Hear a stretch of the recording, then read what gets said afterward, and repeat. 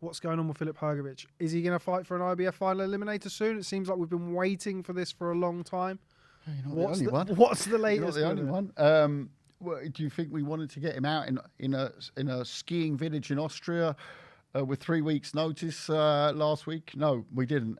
That was simply, and we're very grateful the IBF gave us the permission to go and do that.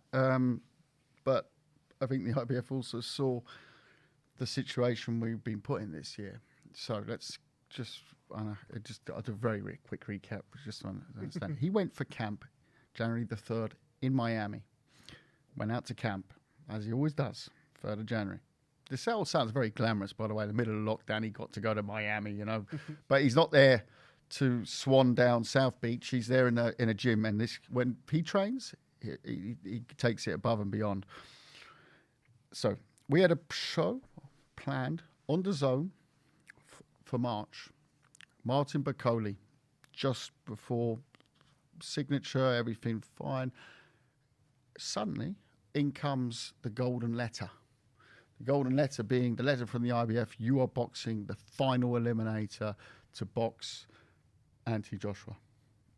What happens? Filip says, not even a question. I said, well, you don't have I'm not asking you, this is what we're doing. And he's like, oh my God, this is like a dream come true. He's emotional, he's happy. And who is it? And I said, well, that's the thing. So we go down the list and see who wants to fight. I can't tell you who you're fighting. And he goes, it will be in March. I said, no, well, it definitely won't be in March. This is now. So we moved the date then to July to give us that time.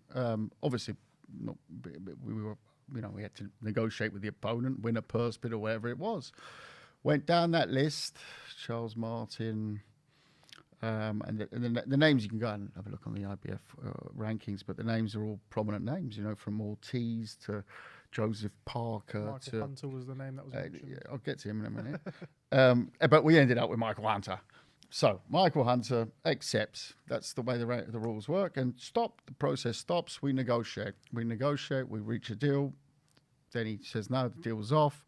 We call the purse bid off. Takes another 2 weeks. Eventually, we got a purse bid after a long delay. We win the purse bid. We send him the contracts. IBF rules state 2 weeks. 2 weeks, standard contract. Not these aren't Kalle Sauerland special contracts. These are IBF contracts, bout contracts for a bout. I think it was July the 9th. And exactly, he didn't wait a day. He waited the full 2 weeks to come out and say, no, I'm out. We said, are you joking? So we wasted these pretty much 2 and something months. Didn't want the fight. It was, I think the purse bid summed up to something like $400,000. Not a bad day's pay. But you're boxing a human being called Filip Hrgovic. He's only human, to fight against Anthony Joshua for a payday of, several $1 million. Yeah? So it's like for the greatest prize in the sport that you're in. So I don't know. That's where we ended up. It was very disappointing, and then we kept on going down the list, and we even unofficially, which you're supposed to go from the top 10, we were unofficially even talking to the top 15, the other 5, Otto Warlins and all these guys, and they all said no as well. So, but these people didn't say no, and this is just me saying as a promoter, no one wants to fight my guy. They put it right into the IBF. So this is for me. I've never been in that situation before, and now we are going to go back down that list. The difference is now a lot of those people, despite the big words, oh no, we've got this fight on. We got to remember, like Otto Warlin at the time was saying, no, we can't do it because we're boxing on the undercard of, and I'm thinking, boxing on the undercard, you've got the chance to box as main event in the final eliminator for the heavyweight world champ. Do you believe in yourself or not? Yeah. But these guys were coming up with excuses of, I'm boxing here, I'm boxing there. Hunter said he was boxing on Triller. Hunter ended up boxing on some undercard somewhere for $20,000. Yeah, so you can box 20 times on that undercard or box Filip once. And guess what? A lot of people made Hunter the favourite. So I don't know. I've said enough on that subject. But before the end of the year, we will fight the final eliminator for the IBF Heavyweight Championship of the World. Martin Bakole seems to be the name that people are again talking about. I've got to say, but we've had a bit of back and forth on social with Billy, his trainer, who's actually a top fella. I don't knock him.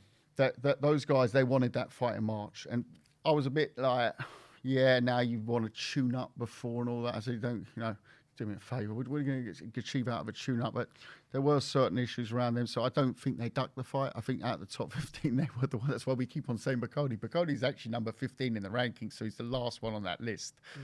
He is fighting this weekend. I do think, if I look at some of those names in the top 10, I'm hoping he gets a push up the rankings, and he's one I'm sure would take that opportunity because, it is that great chance, So anyways, Filip is the easiest because he says, "Kalle, stop sending me the names. Just put them in the ring and don't even tell me who they are before." He's the most simple guy and he's great to work with.